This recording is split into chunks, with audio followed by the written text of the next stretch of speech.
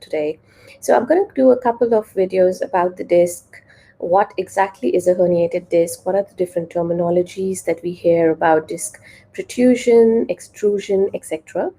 And then we are going to move on to what are the treatments that are available for a disc issue, and what are the physiotherapy treatments you can do. Basically, what are your options once you're diagnosed with a disc issue. So we're going to cover this in a next couple of lives. So today we are going to talk about what is a herniated disc. So before we go into herniation, we need to understand a little bit of anatomy of the spine and the disc. So your backbone or your spine is made up of vertebrae stacked on top of each other. So basically, these are like bony vertebrae that are stacked on top of each other. But you need to have some sort of flexibility in your spine to move forwards. I mean, bend backwards, forwards, sideways, etc. So there is something called a disc, which is a softer material which is present between two adjacent vertebrae throughout the spine. So this disc is made up of a jelly-like material in the middle, so more like a toothpaste sort of consistency, and the outer part of the disc is more fibrous, so more stronger and rigid. So what this disc does is it helps in shock absorption from your everyday stresses, from your own body weight, etc. So there are also joints on the side of the vertebrae, which are known as the facet joints. Now, this is where your nerves are exiting through the spine. So there are nerves exiting at every level between every two vertebrae in the spine. For example, the nerves that come out from my cervical spine will supply my hands, my arm, my forearm, etc.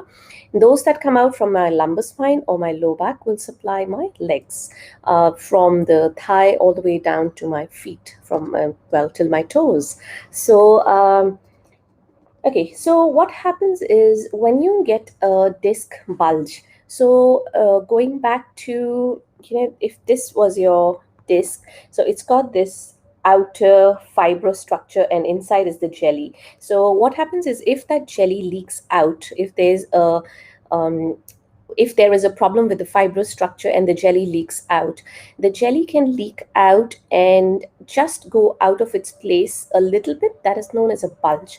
If you take an MRI of healthy people in their late 20s and even early 30s nowadays, because of our lifestyle, our posture, etc., just your static lifestyle, they will have some of the other bulges. It does not mean that they will have pain. So yeah, that's another thing. If you have a lot of changes on your MRI, it doesn't mean that you have to have a lot of symptoms. It doesn't always correlate. So you might have very few changes seen on your MRI scan. However, you may have a lot of symptoms like pain, tingling down the leg, etc. We'll come back to that.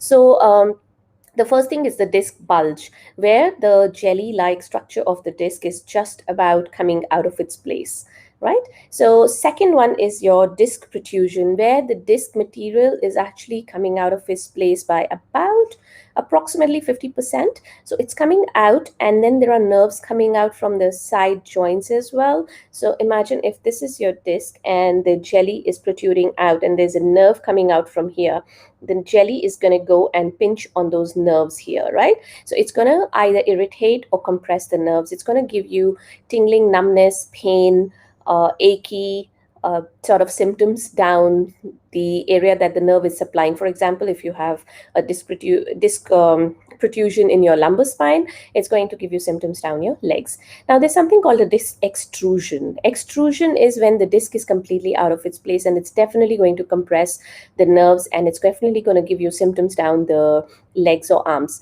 So it's less common in thoracic mid-back area. So we talk. That's why I'm talking more about spine in relation to your neck and back. Now, what happens is if you have a disc bulge, it's definitely reversible. If you have a protrusion, which is the second stage, you can manage it with exercises, etc., and medication and lifestyle changes. However, if you have a protrusion, if you have an extrusion, sorry, you do need surgery most of the time. So that's when an orthopedic surgeon will definitely get involved in your diagnosis, okay, and management. So Another thing is, yes, when this jelly leaks out, so suppose there's a bulge, the disc jelly is leaking out. That jelly itself will lead to a lot of chemical irritation in that area. It's not just the pressure on the nerve, it'll lead to a lot of irritation in that area. So you might think, oh, I just have a bulge. Why do I have so many symptoms? This is a common question that people ask. It is because of that irritation from that jelly type material that you have coming out. Yeah. So that is one thing to keep in mind. Now, what happens when there is a disc issue? There is less shock absorption capacity of the disc. Um, there is an abnormal movement of the vertebrae because they do not move as per usual, because the disc is there controlling the movement in between the vertebrae in your spine. So when there is abnormal movement around your disc, there will be muscles around the spine that will go into spasm to control that movement. So there'll be a lot of muscle spasm there.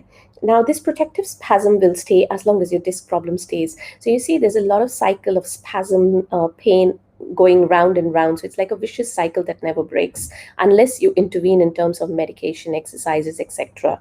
Now, usually disc issues will manifest as a low level chronic pain. So on an everyday basis, you will have chronic pain going on in the background. Plus, you will have intermittent episodes of sharp pain. So you will have a few days where you will get a lot of sharp pain coming from this area of disc issues. So it depends on how much of a disc problem you have. Okay, so usually disc problems will aggravate with bending forwards, like tying your shoelaces, picking up something from the floor, when you're laughing or coughing. Now that happens because there's a increase in the pressure in the abdomen, and that pulls on your vertebrae. It is usually relieved by bending backwards. For example, when we are walking or standing, we tend to be in a little bit of a spinal extension, that is bending backwards. It's a natural position of the body. So yeah, in conclusion, basically, if you have a disc problem, don't worry, there is a solution which we will cover later on in the lives. But it does not mean the end of the world. It just means you need to pay attention to your back, and you need to know what's going on, because I mean, patient education is a big thing for me, but you need to know what's going on in your back and how you can tackle it. Whether you are at the bulge stage, disc bulge stage, whether you are at the extrusion stage, there is always management strategies there. Alrighty, I hope that was useful. If you have any questions about this topic, feel free to ask me. I'd be happy to help you. If you're watching me live, please do comment on this video. If you're watching me on the replay, on a replay of this video, can you please comment hashtag replay so I know that you've been here. If you need to know more about uh, disc bulges or any issues with your spine, feel free to pop into my Facebook group. I'll leave a link in the comments below, and we do cover these topics in details over there. Alrighty, you guys have a good day. Bye.